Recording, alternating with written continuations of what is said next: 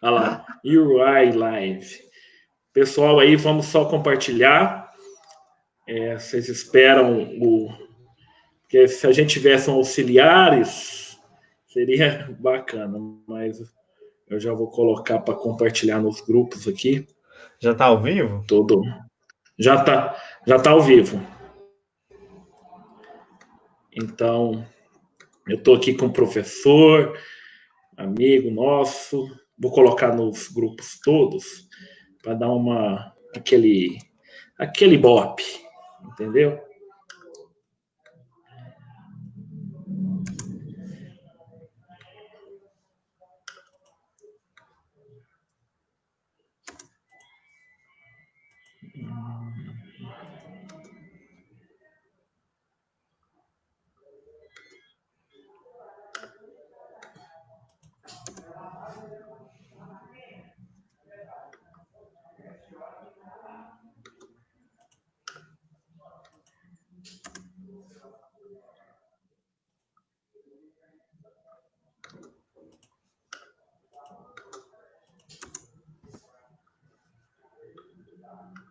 Fica parecendo aquele 1 minuto de silêncio, já viu? Já vi. 1 minuto de silêncio. Agora tá ok, já tem aí um grupo de pessoas já assistindo. Eu estou aqui com o Paulo Henrique, o PH, o professor da Google Trainer, a educação tecnológica. É uma honra para mim também estar aqui com você. E de imediato eu quero lhe agradecer e agradecer que foi um papo bem tranquilo e aí a gente já vai se tornando aí parceiros em muitas questões relacionadas à educação. Acho que a educação, criar esse vínculo, esses laços, e em comunhão, posso dizer assim, uma coisa até meio bíblica, com a tecnologia é muito importante, tá? Seja bem-vindo aqui nesse bate-papo comigo, com o professor Gustavo, vulgo Gugu. Seja bem-vindo, Paulo Henrique. Obrigado, professor Gustavo. Boa noite, pessoal. Obrigado pela preferência, pela audiência aqui com a gente. Deixa eu te falar. O PH, eu vou te chamar assim que eu acho mais Pode tranquilo e chamar. mais fácil. Porque é o seguinte, nesse momento, eu sei que o trabalho das tecnologias com a educação já vem se discutindo há anos. Então, e parece que a coisa veio a calhar, né? Que, como posso dizer, agora, porque nós fomos acometidos pelo Covid-19, a gente precisa dar respostas ao ano letivo e todo mundo agora teve que se adequar na tecnologia e usar ela em favor da educação. Mas eu queria que você falasse um pouco das questões da BNCC, como que isso casa, como que isso caminha paralelamente e posteriormente a gente vai aí, o pessoal que quiser ir perguntando, pode ir trocando ideia aí no decorrer da live, tá? Mais uma vez, pessoal, boa noite. A gente está tratando de um assunto muito delicado na educação, como o professor Gugu falou, que ele já se estende, assim, na educação um bom tempo, né? Desde quando o computador ficou democrático na sala de aula. Então, a gente tem que lembrar que na BNCC, como ponto de partida, nós temos 10 competências gerais. Por que eu estou puxando esse gancho? Porque a 15ª, a quinta competência geral da BNCC, ela trata da cultura digital. Aí a gente escuta cultura digital, mas o que é essa cultura digital? Ali nos anos 90, Pierre fala muito disso. Jean-Pierre, o nome do autor, acho que é isso. Jean-Pierre fala muito disso, do cyberespaço, da cybercultura. Então, o que aconteceu com a BNCC? A BNCC, ela meio que colocou para frente esse nome, desse ponto de partida de transformar essa cybercultura, esse cyberespaço em cultura digital. E quando a gente fala de cultura digital, nós temos que lembrar que do outro lado existe a cultura de massa. O que é a cultura de massa? A cultura de massa é rádio, televisão, jornal, são todos os meios de comunicação que são de massa, de grande uso das pessoas. E quando a gente fala em cultura digital, ela não é tão controlável como a cultura de massa, porque a cultura digital é mutável. Por exemplo, eu pesquiso uma coisa na internet. Vamos supor que eu vou pesquisar uma televisão. Aí sai vários modelos de televisão. Quando eu vou na minha rede social ou qualquer lugar, tá aparecendo a propaganda daquele produto. Então a gente está aqui nessa live, mas ao mesmo tempo tem outras pessoas fazendo diversas outras coisas. E essas coisas são características da personalidade daquela pessoa. Então a cultura digital não tem como parametrizar ela, colocar uma métrica de quantas pessoas estão acessando o que ao mesmo tempo. Quer dizer que tem várias pessoas acessando diversas coisas. Agora, eu não sei se deu para entender bem a diferença entre os dois. Entendi. Mas deixa eu te falar. Pode falar, professor.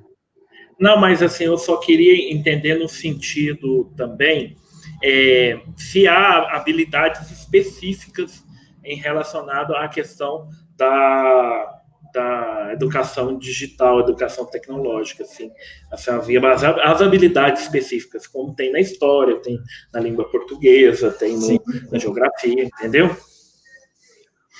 Então, na BNCC, são mais ou menos 10% de todo o currículo, de todos os componentes curriculares, a língua portuguesa, matemática, história, geografia, esqueci de algum, ensino religioso, todos eles têm uma menção explícita à tecnologia. Eu não lembro agora a quantidade de cada um, mas juntando todos, representa mais ou menos 10% da BNCC, um total de 128 habilidades. Todas elas têm uma menção explícita à tecnologia.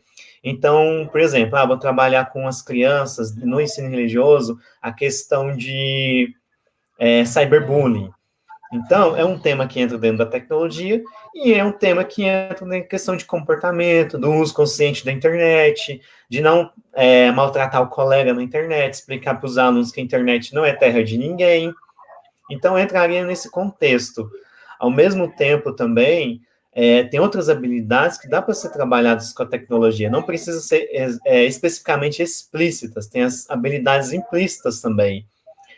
E a tecnologia, na BNCC, ela é trabalhada muito nesse contexto transversal, a questão da interdisciplinariedade, tanto das outras disciplinas, quanto essa relação com a tecnologia digital.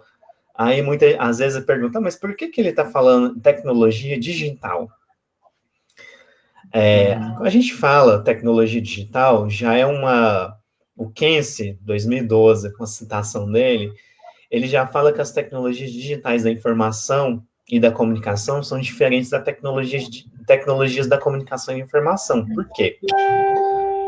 Toda tecnologia que ela processa, transmite e acessa dados são tecnologias digitais. A lousa digital é um exemplo muito nítido de tecnologia digital, diferente do quadro negro, que é simplesmente a tecnologia. Porque quando a gente fala em tecnologia em si, direto vem na nossa cabeça um celular, um tablet, mas não. A gente pegar o contexto mesmo da tecnologia, é qualquer instrumento, qualquer conjunto de técnicas que auxiliam o homem numa determinada tarefa, por exemplo, calculadora. Então, tudo que facilita a nossa vida é um exemplo de tecnologia. Aí, por isso que, teoricamente, assim, a gente faz essa separação da tecnologia digital, da mesma forma que eu falei que a cybercultura, o cyberespaço, virou cultura digital. A informática virou tecnologia digital. Deixa eu te falar, a sua formação você é professor de processamento de dados? Qual que é a sua formação? Eu sou uma curiosidade. A minha formação inicial é bacharel em sistemas de informação. Eu concluí o curso de 2009 a 2013. Depois eu fiz a especialização em educação profissional e tecnológica no IFTM. Atualmente, eu estou concluindo o curso de licenciatura em educação tecnológica. Sem falar os outros cursos que a gente faz aí paralelamente para melhorar a nossa didática. Deixa eu te falar uma coisa, PH. Perguntar, né? E como que você sente hoje, devido a essa pandemia, devido a tudo que está acontecendo, e o professor agora ser praticamente, não é obrigado, ele tem agora como função eu usar esses equipamentos para poder dar uma boa aula, para poder levar para aqueles que estão de quarentena, ou até mesmo dar continuidade no ano letivo. Então, antes de responder essa pergunta, eu vou fazer um recorte muito importante da cultura digital. A tecnologia, gente, ela não é um fim. A gente não vai levar o aluno para o laboratório de informática para aprender a editar um vídeo, a produzir um vídeo. A tecnologia ela é um meio. Então, eu vou levar o aluno para ele aprender a se comunicar, desenvolver o senso crítico, desenvolver o raciocínio lógico, saber escrever. Então, o que eu vejo agora nesse cenário da pandemia? As escolas acabaram, principalmente as particulares, até polêmico falar disso. Vamos dizer, com a corrida para quem usa mais a tecnologia para fazer videoconferência. Só que, ao mesmo tempo, não tem uma preocupação pedagógica de como que essa tecnologia digital é usada em sala de aula. Vamos supor, quando eu falo muito em ensino online, que o ensino online é diferente do ensino remoto, as duas não são a mesma coisa, e eu vejo muita gente falando que é a mesma coisa, mas na verdade não é, se a gente for pegar o diferencial, o ensino online, tanto o ensino remoto, tem que ter uma forma metodológica de trabalhar. É diferente do ensino presencial, a gente acaba, até para fazer um curso à distância, a gente acaba ocupando mais o nosso tempo, trabalhando mais ainda. Então, se eu vou trabalhar um conteúdo numa videoconferência com o aluno, não pode ser uma coisa que dure muito tempo, senão fica uma coisa exaustiva. O professor, às vezes, não vai explanar o conteúdo online da mesma forma que ele explanaria em sala de aula. Então, a gente precisa melhorar e adaptar as nossas metodologias nesse cenário. E, assim, se você fez uma colocação muito importante, o professor, mais do que nunca, precisa usar. Mas, ao mesmo tempo que ele precisa usar, ele precisa... Sabe porque eu tô te escutando, tá sendo uma aula para mim, porque eu gravo aula para o Colégio Liceu, gravo, agora esse dia eu tô em casa, né, por causa do revezamento, então eu tô fazendo elas ao vivo e usando a nossa plataforma para colocar as atividades, tentando colocar todas as habilidades da minha matéria, enfim, é uma dificuldade muito grande. Você está aí falando, porque ensino remoto com aula online, então assim, o professor ele tem, por isso que eu falo, o professor tem que se formar constantemente, tem que estar em constante formação aí, entendeu? Sim. Por isso que eu tô aqui te escutando, tá assim, ó, fala, pô, entendeu?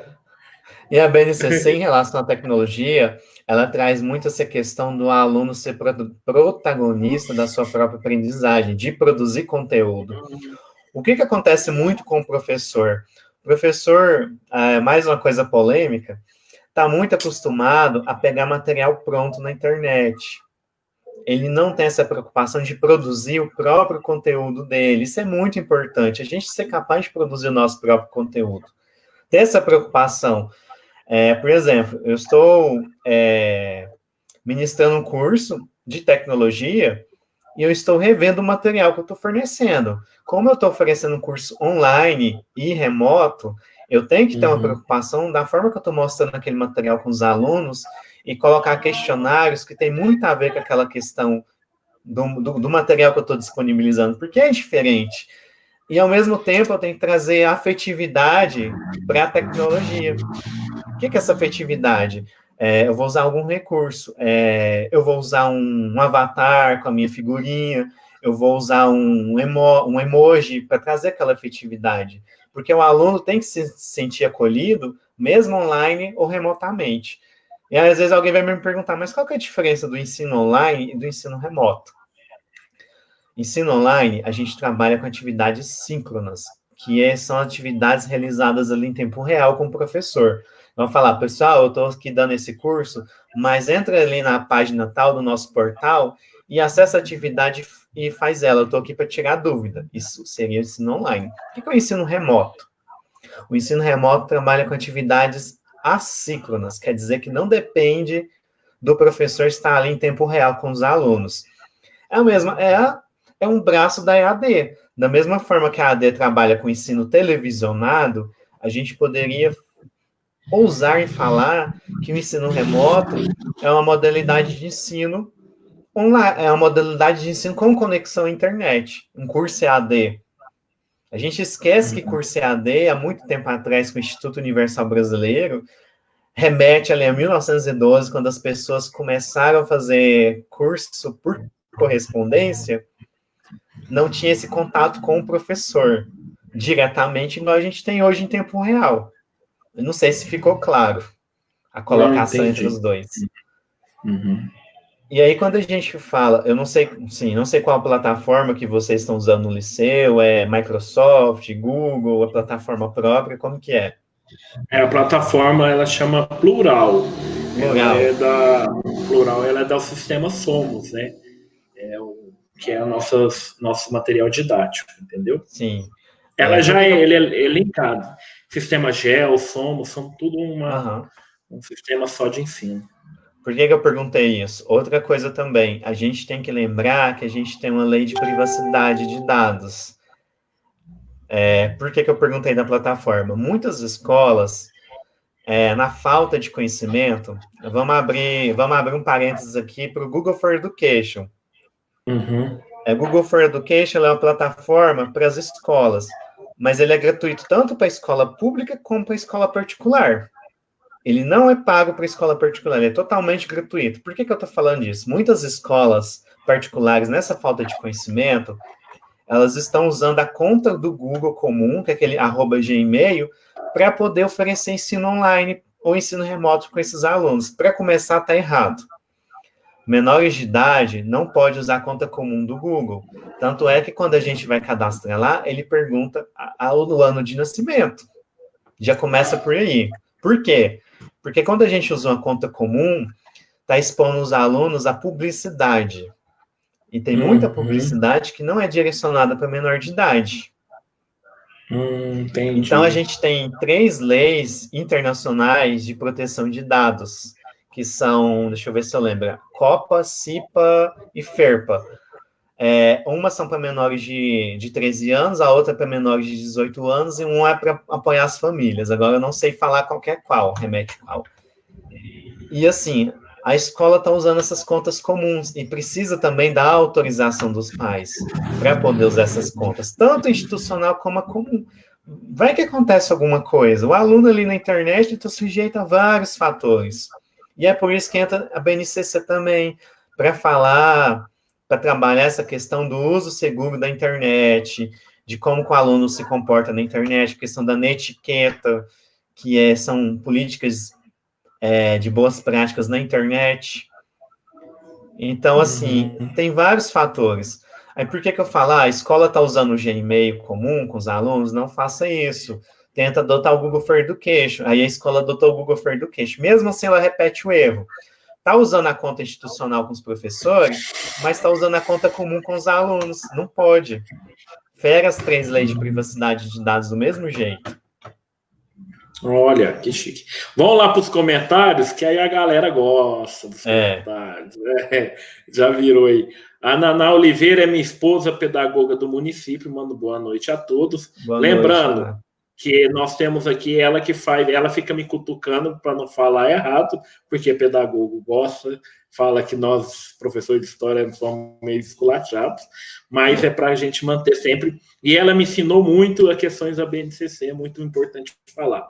O doutor Marco Antônio Figueiredo, né? Fala boa noite, professor Gugu e Paulo Henrique.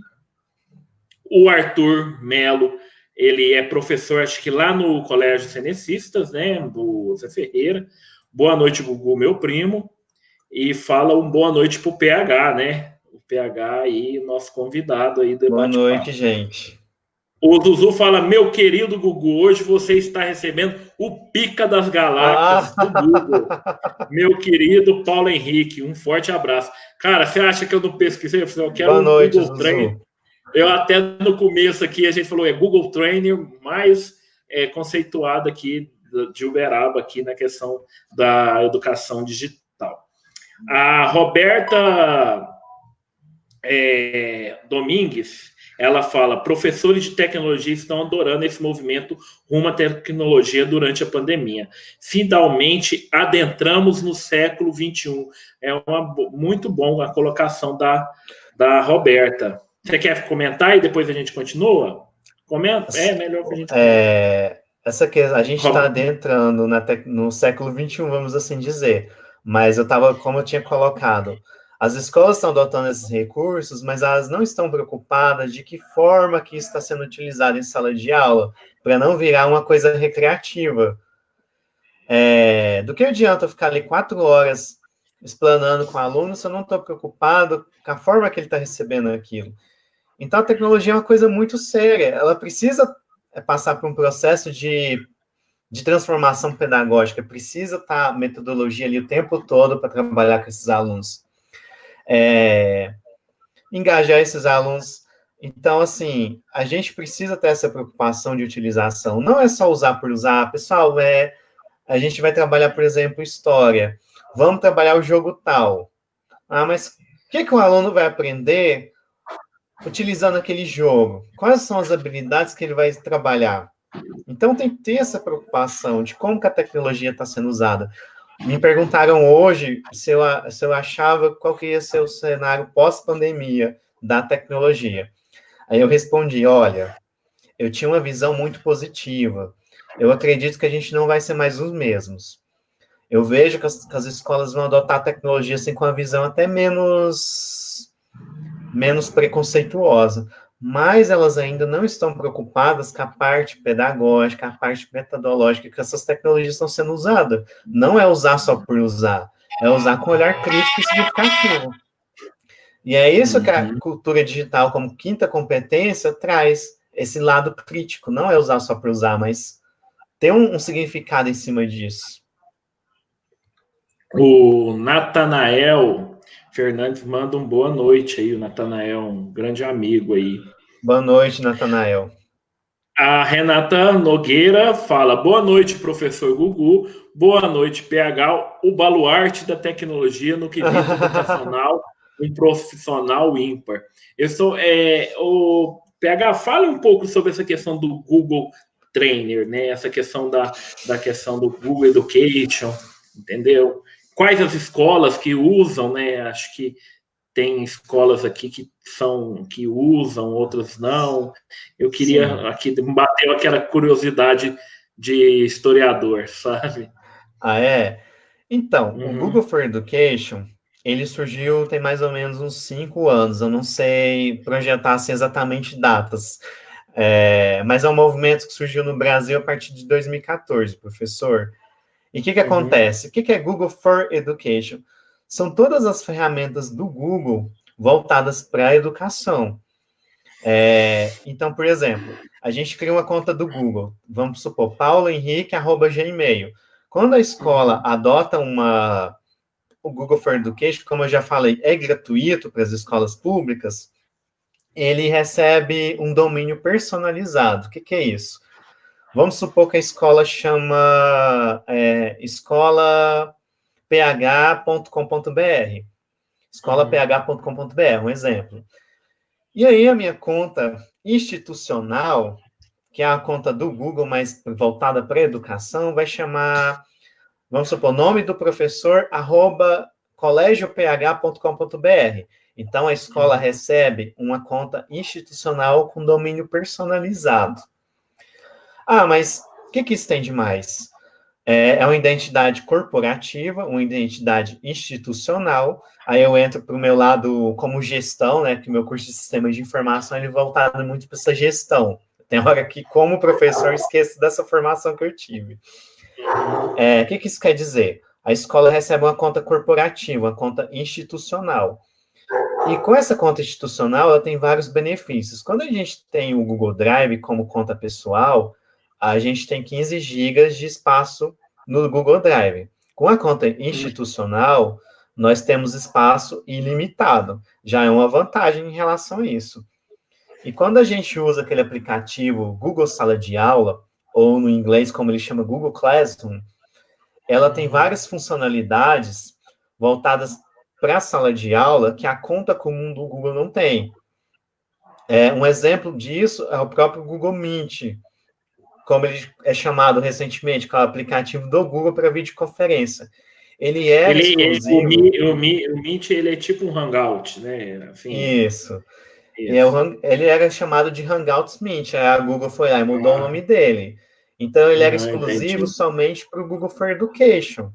Agora, com essa questão de pandemia, o Google acabou abrindo a exceção e disponibilizou ele de forma gratuita para todo mundo.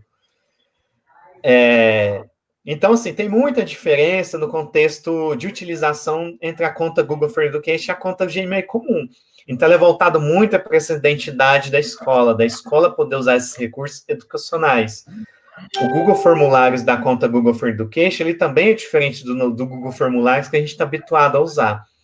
Quando o professor usa o Google Formulários como uma atividade de teste, onde ele pode atribuir notas, lá no Google Sala de Aula, ele pode importar essas notas de forma automática. Então, ele não precisa preocupar com a correção das atividades múltipla escolha. Ele vai otimizar o tempo do professor com isso.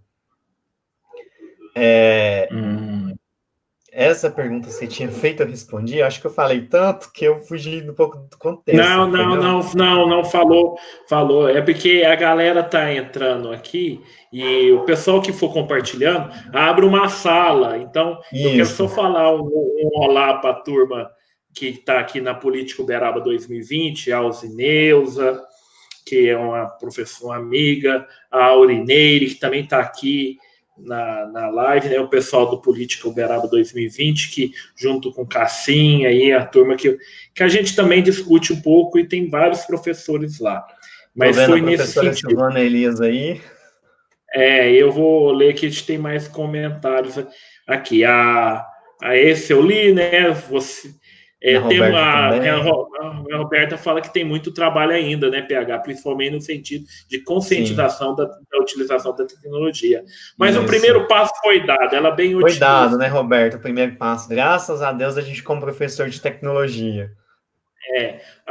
O Natanael fala, Gustavo, boa noite, sou a Elaine Rodrigues, estou assistindo usando o Facebook do Natanael. Gente, usa aí o Facebook, vamos dar moral pro pai. Outra coisa, a Silvana, professora Silvana Elias, minha professora, sou fã do PH, ele é o cara da tecnologia educacional.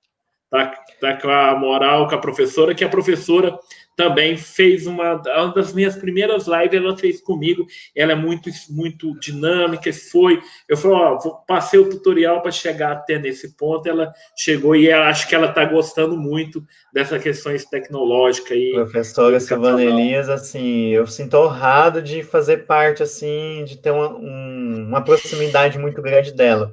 Inclusive, a gente fez uma viagem em fevereiro, que eu não sei como que ela não me jogou do avião. Agradeço ela pelas oportunidades que ela me ofereceu. A Silvana temos história muito, assim, na questão de militância mesmo, política, nas comunidades eclesiais de base, ela sempre, desde a época do Marista, então, é uma história. Então, eu acho que, assim, dentro da minha religião, e eu vou fugir um pouco dessa questão tecnológica, fala que a ancestralidade é posto, mesmo que você tenha alguma coisa a divergir. Então, tipo a professora Silvana, não estou aqui fazendo nada, eu falo assim, tem gente que tem um respeito por si próprio, então vamos respeitar e pronto, acabou. Isso é nato. Então, você respeitar você aí como um mestre aí das tecnologias educacionais. PH, o Gmail tem um recurso de compartilhar planilha de notas. Acho muito interessante. Que recurso é esse, PH? Deve ser lá dentro do Google Drive, deixa eu ver, o Gmail tem recurso de compartilhar planilhas de notas, acho muito interessante. Dentro do Google Sala de Aula tem como gerar as atividades e exportar para uma planilha, não sei se é isso que ele está falando exatamente, ou compartilhar um arquivo com várias pessoas para elas poderem colaborar. Entendi. O próximo? Juliana Borges, a Juliana fala, boa noite, interessante o comentário em relação à produção de conteúdo. A BNCC norteia nosso trabalho para a formação de alunos críticos, conscientes, éticos e capazes de produzir e consumir conteúdos digitais.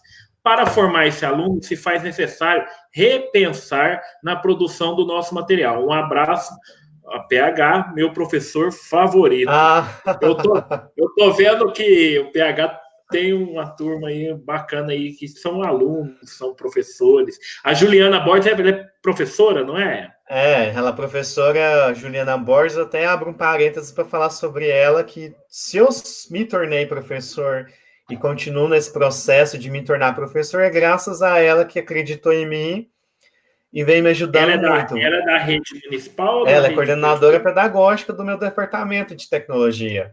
Ela é a Ah, coordenadora entendi. pedagógica que tem Ela know-how nessa trabalha no utilização. DETIC, né? É, ela é a coordenadora pedagógica que tem know-how em conhecimento pedagógico com o uso da tecnologia. Tudo que eu sei, tudo que eu aprendi, venho aprendendo é graças a ela. É como eu falo, a gente não cresce sozinho, a gente cresce em parceria e com a Muito fé que as bom. pessoas depositam na gente. Então, eu posso dizer que ela é uma das minhas mentoras na Ah, muito educação, bom. minha principal mentora. O PH, deixa eu te falar. Você falou a questão da rede, a questão. Pode A gente ser está também falando bem. do Google for Education. Então, do Google for Education.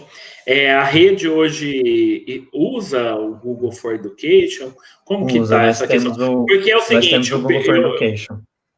o pessoal, eu trabalho também no município, porém eu sou da área de cultura. Eu sou um historiador, não deixo de ser professor, nem gosto que me chamam muito de historiador, eu gosto que me chamam professor, e eu sou professor e eu trabalho na área de pesquisa de patrimônio histórico. Porém, a minha alegação é muito grande com a CEMED, devido às parcerias da educação patrimonial que temos com a Secretaria de Educação, que também está Sim. dentro da base nacional, enfim, e essas parcerias. Então, professor mesmo, eu sou na rede privada desde muitos Uhum. anos. Objetivo, Rubem Alves, agora no Liceu. Então, eu tenho, assim, lógico que eu já trabalhei em escola pública, né, do Estado, enfim, mas hoje o pessoal fala que eu gosto, que tem ligação muito com a CEMED, é com isso, com a formação dos nossos servidores, com a parceria da educação patrimonial, da cultura com a educação, que eu acho que caminha paralelo aí, tá? Só para fazer esse parênteses aí. Sim. A rede municipal utiliza, inclusive, a gente fez um movimento de formação desde o começo do ano passado. A gente preocupou em formar os professores de tecnologia, que eu acredito assim, eu não tenho certeza, mas a rede municipal de Uberaba, ela se diferencia porque ela tem professores de tecnologia, professores de informática. Eu até prefiro chamar de professor de tecnologia educacional, porque eu vejo informática como um termo dos anos 90. E quando a gente fala que é professor de informática, as pessoas acham que a gente dá aula de informática básica, e vai além disso. Então, no final do ano passado, a gente teve essa preocupação em formar os professores, formadores e os professores de tecnologia. E desde esse ano, a gente está fazendo um movimento de oferecer cursos voltados do Google for Education para esses professores da rede municipal. Inclusive, a gente tinha toda uma escala de formação com várias escolas, e a suspensão de aulas presenciais, a pandemia, acabou que a gente jogou água no nosso trabalho. A gente está tentando até oferecer, mas de forma muito limitada. Mas eu tenho fé que isso vai dar certo. Que essa ação vai dar certo, porque a gente tem fé no nosso trabalho. É o que é o mais importante nesse momento, né? Então, essa questão. Na verdade, não é o Natanael, é a Elaine, né? Deixa eu só olhar aqui em cima. Elaine Rodrigues, ela fala as planilhas compartilhadas por várias pessoas, professores. Foi isso mesmo que eu Inserem imaginei, dentro do nota Google Drive. e cada professor altera insere nota. Deixa eu só falar uma questão sobre essas planilhas compartilhadas. O meu irmão é diretor do Colégio Frei Leopoldo Estadual. Uma vez ele não foi lá. Eu Não, acho. nunca fui lá, não. Não. Minto. Essas planilhas do Google eu usei foi no Colégio Estadual Bernardo Vasconcelos.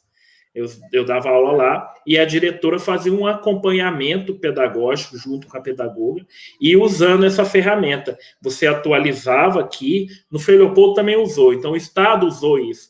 Você atualizava e ia direto para uma planilha geral, onde tinha uma noção da escola por completo. Eu acho que é nesse sentido que ela quis dizer. Eu já trabalhei com essa planilha, que, como é que chama? Ela falou, planilhas compartilhadas. Né? É isso mesmo. Só falar sobre o Estado, eu não tenho certeza, 100% de certeza, mas eu acredito que o Estado também utiliza Google for Education. Se vocês estão em meio institucional do Estado e for do Google, ele é Google for Education também, só não está usando ele em toda a sua capacidade, usando todas as ferramentas educacionais. O pessoal do Estado que estiver vendo aí, professores, que comentem aqui, fiquem à vontade aí. Isso. Indianara Beatriz, PH excelente profissional. Beijos, Indy. Beijo, Mandando um beijo Indianara, para saudade de você. você. Ô, PH, como que você chegou a essa questão do Google Training? É uma formação? É uma capacitação? É Como isso que que eu é queria chegar falar. a esse ponto? Uhum. É isso que eu queria falar também quando eu comecei a falar do Google for Education. Lembrando que que existe o Não vou Google te for interromper Education. mais. Não, tudo bem.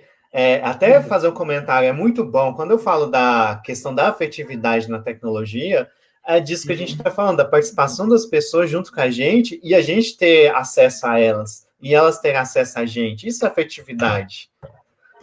Entendi.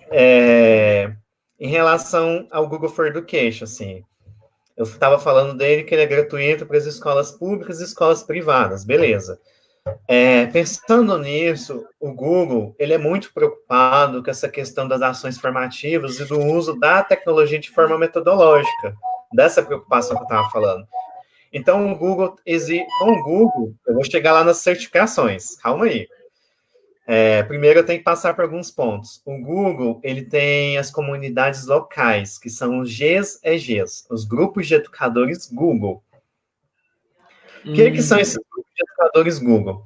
São grupos voluntários do Google. Os GGs não recebem nada do Google, não recebem nenhum incentivo financeiro, nem nada disso. A gente só recebe normativas a seguir. Então, são grupos sem fundamento financeiro, são ações formativas gratuitas que o GG promove. Vamos supor, tem uma escola estadual que ela precisa de uma ação do GG, seja uma oficina, seja uma palestra, seja algum tipo de orientação de como dar o pontapé inicial nessas ferramentas. Ou falar de metodologias ativas, qualquer assunto referente à tecnologia. Então, esse GG vai lá, marca com a escola e faz uma ação com essa escola. É isso. A gente é responsável por fornecer ações formativas, ações metodológicas nesse sentido. A gente não oferece cursos a longo prazo gratuitamente, porque não é o foco do GG. Porque, às vezes, acaba abusando do ser voluntário do GG. E não é o foco, não é isso. É dar o pontapé inicial no uso da tecnologia. Aí, partindo desse princípio, existe esse GG com a comunidade local de educadores, todo mundo está convidado a participar desse GG, Eu faço qualquer parte professor faz parte. Então, a gente tem um Instagram, onde a gente sempre está postando as nossas ações formativas. Infelizmente, com a pandemia, como tem pouco tempo que a gente está em Uberaba, não teve como a gente fornecer nenhuma ação formativa presencial, é só lives mesmo. E a gente está sempre preocupado em trazer um tema muito relevante para a nossa comunidade, que são temas que fogem, assim, da questão muito de falar de Covid-19. Recentemente, a gente falou de gestão efetiva e afetiva das redes sociais, a gente tem falando de desenvolvimento profissional, e a gente está com sequências de lives, assim, com assuntos bem interessantes para os próximas semanas, próximos meses. E a gente é composto atualmente por 6 líderes. O que são esses líderes? São as pessoas responsáveis pelas ações do GG. Então, a gente tem a Juliana Borges, que é a coordenadora pedagógica, tem eu, como professor de tecnologia, a gente tem a Vanessa, que é servidora da UFTM, a gente tem a Bruna, que é servidora do Estado de Minas, a gente tem o professor Ricael, que ele é professor na rede estadual, e a gente tem o pedagogo Maicon, que é professor, que é coordenador pedagógico na Casa do Educador. Então, a gente tem um know-how de pessoas bastante entendidas de tecnologia para à frente dessas ações. E dentro disso a gente tem um grupo público no WhatsApp. Para quem quiser participar e for da região de Uberaba, por que eu falo da região de Uberaba? A gente é um grupo local daqui da cidade de Uberaba e região. Então, todas as pessoas que são dessa região estão convidadas a participar. Ah, mas eu sou lá de Belo Horizonte.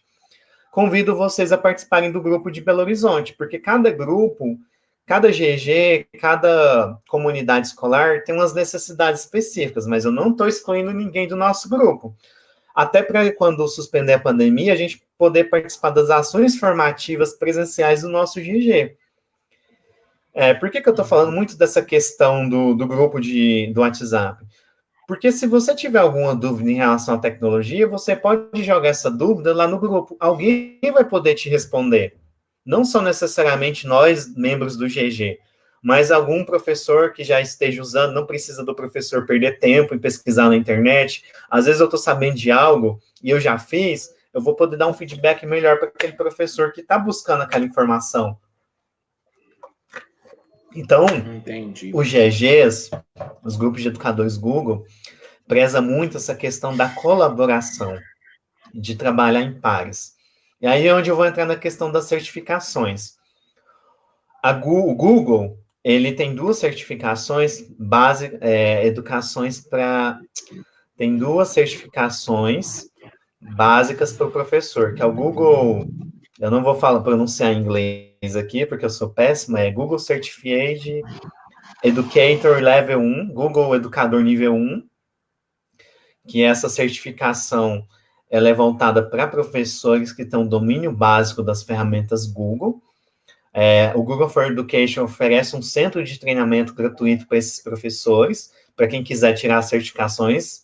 Tem lá um centro básico, que é voltado para o nível 1, e quando você vai fazer a prova, ela não é gratuita, a prova da certificação, ela custa $10. Então, se a gente converter aí para o dólar, tá em média R$60. Isso, então, assim, não é fácil, você tem que estudar tudo em relação à certificação Google nível 1, e ela traz muito dessa questão de como você vai usar uma ferramenta Google na sala de aula. Então, não é só saber usar a ferramenta, é você ter uma fluência digital nas ferramentas e pensar dentro da sua criatividade de que forma que você vai usar determinado recurso na sua sala de aula. Mas como eu cheguei nisso, eu como Paulo Henrique, um ano atrás quase, vou fazer um ano agora em final de maio, eu até acho um dia muito especial, como eu falar, eu abri a minha mente, eu como profissional de TI, profissional da tecnologia da informação e digital da informação, eu tinha uma visão muito fechada em relação à tecnologia. Eu achava, não é questão de achismo, que eu sabia tudo em relação à tecnologia digital, mas eu não sei, eu estou aqui para aprender.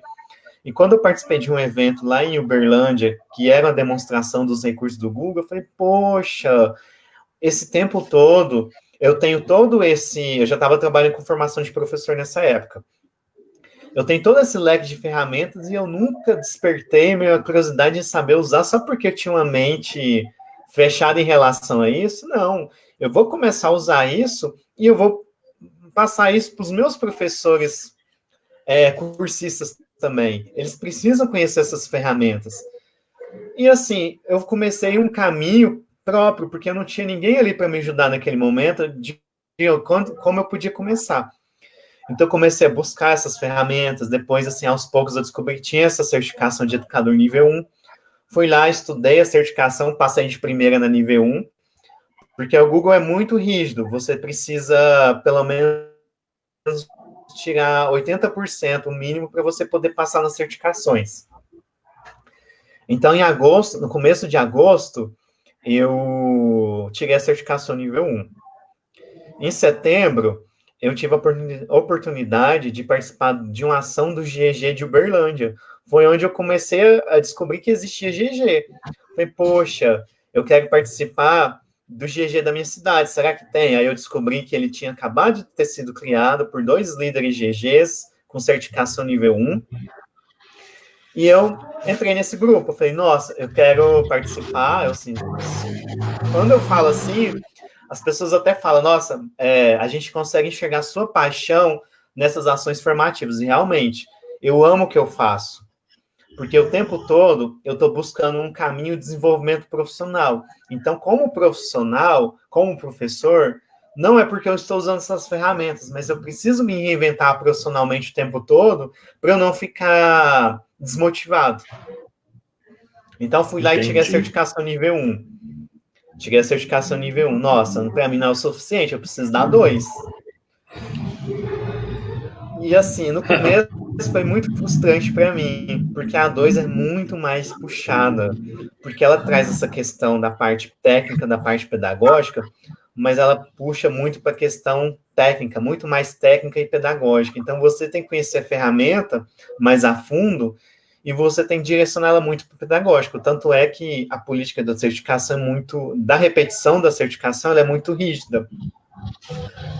Em todas as 3 certificações, quando você reprova a primeira vez, você tem 15 dias para poder fazer a prova pela segunda vez. Quando você reprova pela segunda vez, você tem 60 dias para poder repetir ela. E toda vez você tem que pagar o mesmo valor. Então, a nível 1, ela custa $10. A nível 2, ela custa $25. Está em torno de... A gente tinha feito o cálculo, R$ 160, o que dava? Uai, a gente fez agora mesmo por causa da plataforma, né? Por causa da Eu outra esqueci. plataforma. Deixa eu olhar aqui. Nossa, professor de exatas e não sabe fazer uma conta, né? Eu. E você perguntar para mim é a mesma coisa de não saber R$ 150. nada. 150 Ela custa reais, certo. R$ 150. Se a gente for pensar o dólar, não. Eu peguei e multipliquei por 5. O dólar tá quase R$ 6. 25 vezes 6. Isso mesmo, não errei não. R$ 160. Então, a nível 2 é uma certificação barata. Imagina você reprovar 3 vezes e pagar isso. Então, é um investimento profissional muito alto que você está fazendo. Então, eu reprovei ela eu reprovei 2 vezes. Na terceira vez, quando eu fui fazer ela, eu consegui passar. Por quê? Porque eu já estava tranquilo, eu tinha estudado tudo de novo, eu estava fazendo sem ansiedade, consegui passar. Eu falei, nossa, para mim ainda é pouco. Não, eu quero tirar a certificação de Google Trainer. Foi onde eu cheguei nela. Tem alguma pergunta, professor Google, para fazer? Alguém tem alguma Não, eu tô pergunta? aqui. Eu tô falando. Eu tô aqui olhando e dar um olá para a turma aí, para o César William que entrou, o Sebastião Mariano, para a Luísa, para a professora Sheila, professora Ana Paula, Gerson, Cássio Frank, todo mundo, o Marcelo Henrique, o José Geraldo lá da Secretaria de Agricultura, o Sandro Rocha, o Toy, a professora Yara, que eu quero convidá-la para estar batendo um papo aqui, professora da área de humanas também. E o meu amigo que fez história junto comigo, ele adora me provocar, falou assim: Gugonaro, para me provocar, né? Por causa do Gugunaro. JEG. Por causa do JEG. E meu histórico amigo, um abraço, o Hernandes. Histórico amigo. Porque a gente tinha um grupo na faculdade que a gente fazia trabalho junto sempre, né? Então era muito importante. O PH, outra questão relacionada às tecnologias aí, você falou do perigo. E a questão do professor pegar o material já pronto, colocar nas plataformas, como que é gerenciado isso? Se há uma punição, ou ele colocando a referência, igual nós da área de pesquisa, nós sempre uma citação, a gente coloca a nossa referências nas nossas bibliografias. Como que é isso na área tecnológica? A gente precisa, na área tecnológica, assim como as leis se aplicam ao mundo real, o mundo digital elas são válidas. Então, se você está copiando o material de um terceiro, tem 2 coisas. Você coloca a referência. De toda forma, você precisa colocar a referência. Às vezes tem aqueles documentos que tem uma licença de, não sei se eu vou lembrar o nome, de copyleft, que é uma licença pública que você pode copiar, alterar, mas você tem que colocar a fonte. Você tem que colocar a fonte que você se baseou, porque isso é plágio. Ah, entendi. Deixa eu te falar. Na outra sala que abriu aqui, falar uma boa noite para Janete, né? Não dá para colocar aqui. E a Alzineuza fala: muito bom, pena não atender a todos os professores. Na prática, como chegar essas atualizações a todos os professores de ES, ensino superior, enfim. Não sei o que ela quis. Eu acho que ela quis dizer aí como chegar a atingir vários professores essa questão da formação tecnológica. Eu acho que ela Então, quis dizer isso. eu tô aqui para falar, eu tô aqui, a gente está falando do Google, mas não é porque eu sou certificado Google que a gente precisa estar preso nas coisas do Google. Tem várias outras certificações, tem vários cursos gratuitos. Eu falo muito, a gente tem que lembrar que a gente é beneficiado pela internet. Eu estou falando aqui no Centro de Estudos do Google, que é o Teacher Center. Vale cada professor, o caminho pode ser esse: entrar lá no Teacher Center e eu vou até colocar o link aqui, professor, para você colocar para os professores aí, no Vai me nosso dar. chat aqui. Tem como Vale jogar entrar no. aqui? Tem, ó. Ah, você, Você você copia comenta daí. aí. Porque lá na live, no acesso lá, eu não tenho acesso ao que o pessoal tá falando. Uhum. Eu tava falando. Então, você é um É como professor. chegar ao professor, né? Você é um professor. Essa mensagem vai para você, é uma mensagem motivacional, aqueles. Uhum. Você é um professor, você tem dificuldade? Acessa o Teacher Center, começa a estudar,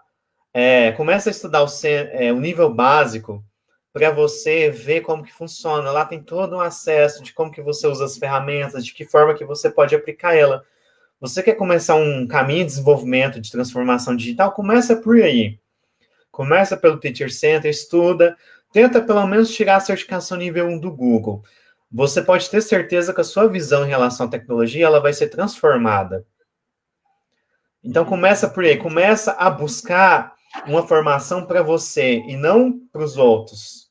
A partir daí você vai começar seu processo de transformação digital. E aí, quando eu comecei isso, que a gente estava falando das duas certificações, tem essa de trainer, que é o que eu sou agora. A trainer, ela é uma certificação diferente das outras duas que eu mencionei, que é educador nível 1 e nível 2. A trainer seria uma certificação nível 3, só que ela é muito mais técnica. A gente passa por um processo de curadoria, não é só ir lá e tirar a certificação.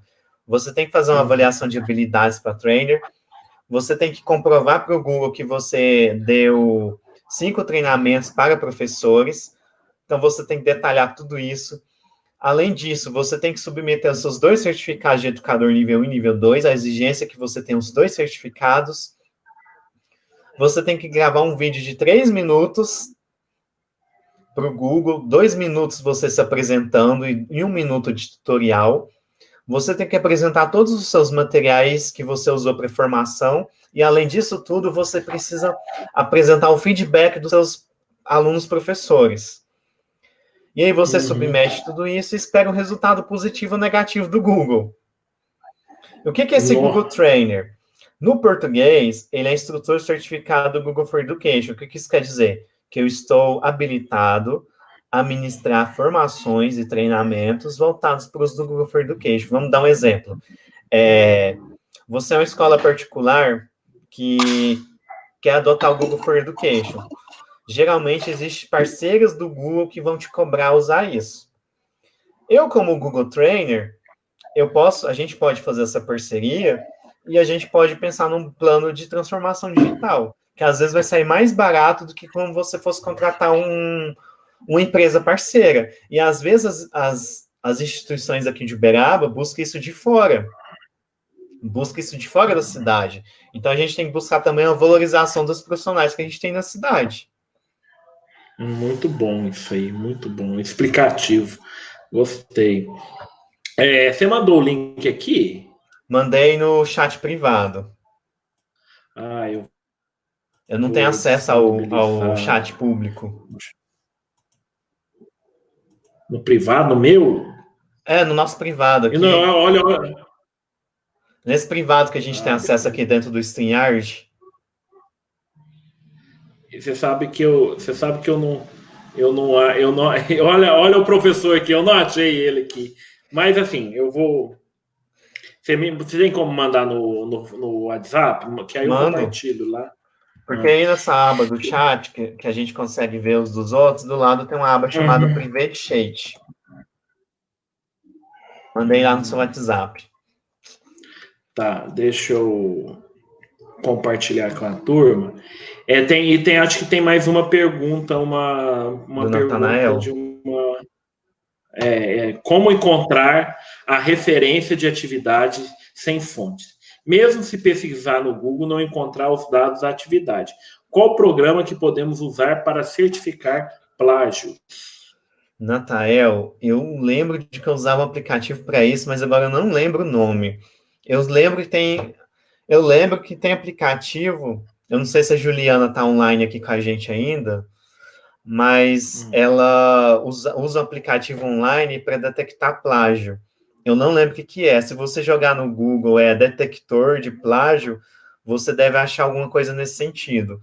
E assim ele vai te trazer a porcentagem de plágio daquele texto. Deixa eu até ver se eu acho aqui. E o Natanael faz a correção que é a Elaine que está falando, né?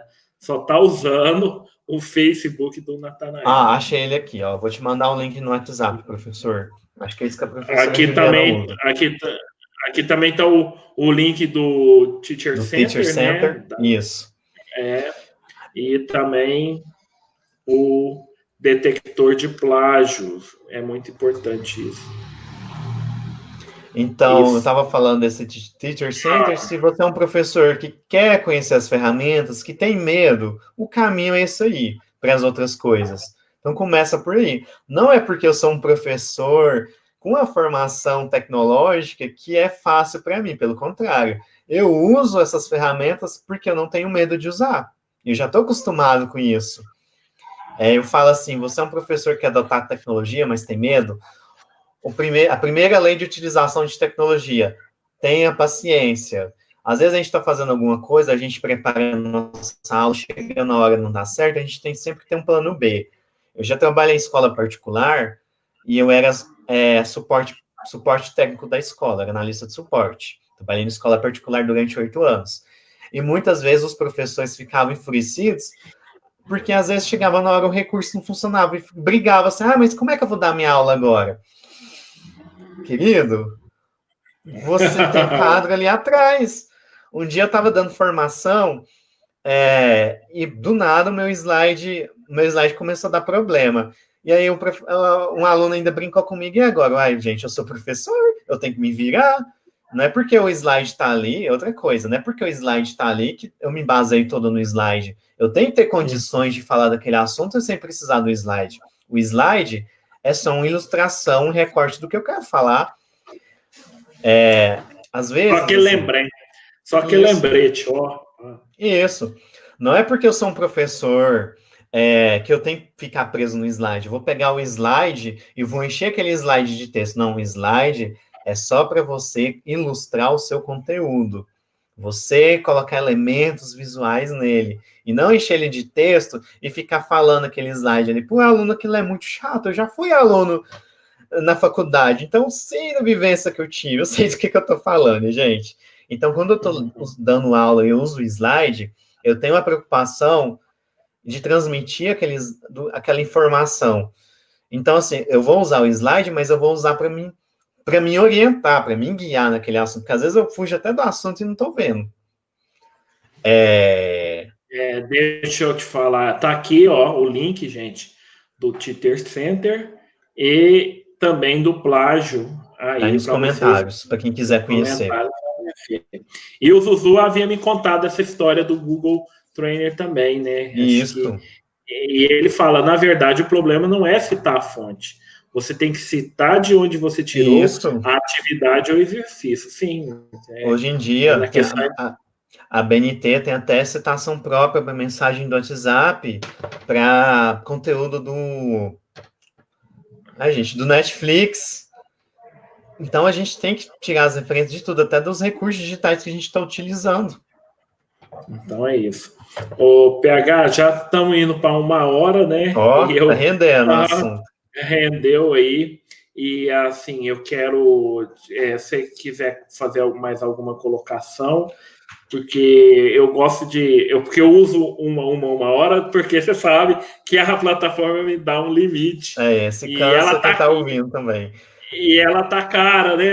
A gente Aham, comentou, mas foi uma hora aqui que parece que começamos agora mesmo, você foi viu? mesmo, Como verdade. Tá como gostoso o que assunto. rendeu o papo. Se você quiser fazer algumas colocações aí para a gente caminhar para. Vamos ver que acho que teve um comentário lá na outra sala que abriu aqui, que É, o pessoal está comentando na outra sala e eu estou olhando aqui, tá? só Se você fazer quiser fazer só fazer alguns alguns apontamentos aí. apontamentos. O Google for Education, ele é utilizado desde a educação infantil, ensino fundamental, ensino médio, até na instituição de ensino superior. Não está restrito só à instituição da educação básica.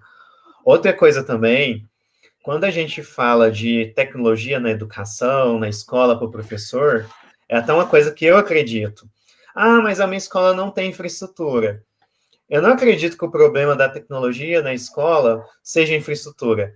O problema da tecnologia na escola tem que começar pela formação do professor. O professor quer usar muitos recursos tecnológicos, mas ele precisa de formação para isso.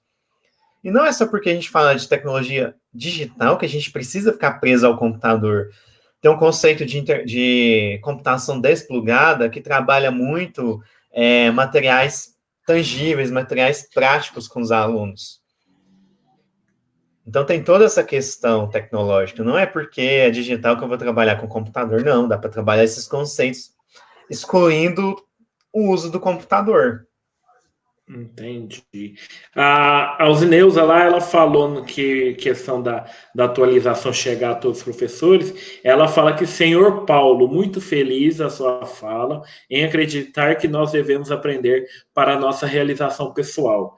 Que Sim. essa que essa sua paixão continue contagiando a todos à sua volta. Eu me interessei e vou buscar mais conhecimento sobre o assunto. Ah, Eu fico muito feliz de tá ouvir isso.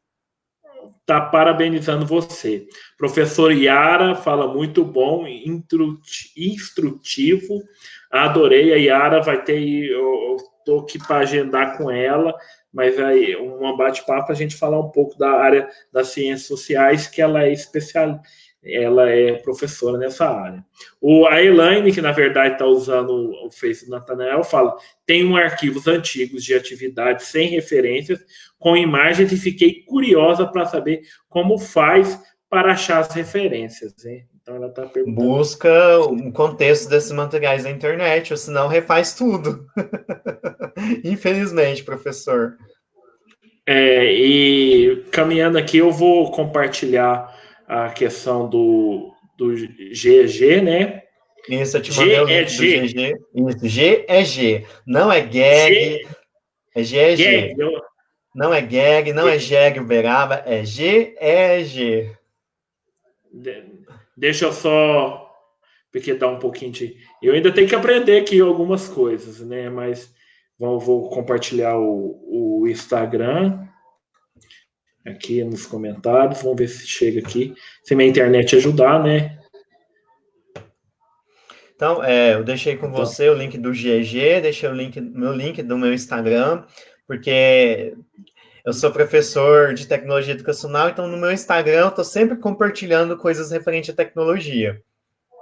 sim, isso é bom e é instrutivo aí para quem Isso. quiser ir em busca do conteúdo aí referente a. Deixa eu só colar aqui o pegar. E de imediato eu quero. A única coisa que eu tenho a dizer é gratidão. Sou grato aí por você ter tirado aí um tempinho aí foi uma hora muito, porque é o seguinte, a gente está aqui nesses bate-papos e tem quando fica muito tenso, aí a gente vê o tempo passa, mas passa com aquela tensão. E agora foi bem leve, bem tranquilo, 1h05 de bate-papo, então foi muito importante. E que bom que a interação do pessoal pessoal gostou, o pessoal comentou, o pessoal ficou aí todo mundo antenado aí nas nossas questões. Então, tá aqui, gente, o Instagram do GEG Uberaba. Só digitar GEG Uberaba lá no Google, ou no Instagram. E tá aqui também o Instagram do PH Rafael, né? PH Rafael. É curioso, meu nome no Instagram, que muita gente confunde e me chama de Rafael, né? Porque meu Rafael é meu sobrenome. Aí as pessoas acham que meu nome mesmo é Rafael, mas eu não me importo não, até atendo por Rafael também. Ô, PH, muito obrigado. Fica aí que nós vamos fechar, vou fechar aqui pra gente. Muito obrigado, gente. Amanhã, dia 13 de maio, dia aí representativo histórico, mas é um dia de conscientização. Não se comemora 13 de maio, se comemora a conscientização do nosso povo negro. E, contudo, amanhã vai estar aqui presente comigo a professora Rosa Margarida e a Agnes, jornalista do Movimento Afrontar-se, né? Então, essa semana para mim foi muito especial. Ontem eu falei com o Franco, falo com você. Só gente top e só gente de alto nível, né? Franco, você hoje e amanhã a Rosa e a Agnes, e quinta-feira eu divulgarei a pessoa que vai estar aqui comigo, tá bom? PH, aquele joia, fica aí que eu vou só sair aqui. Gente, obrigado. Um beijo no coração de vocês. Obrigado, parabéns, gente. Parabéns, PH, muito legal essa iniciativa, o diálogo é sempre bem-vindo. Boas Obrigado, dicas. Natanael. Deixa eu sair aqui.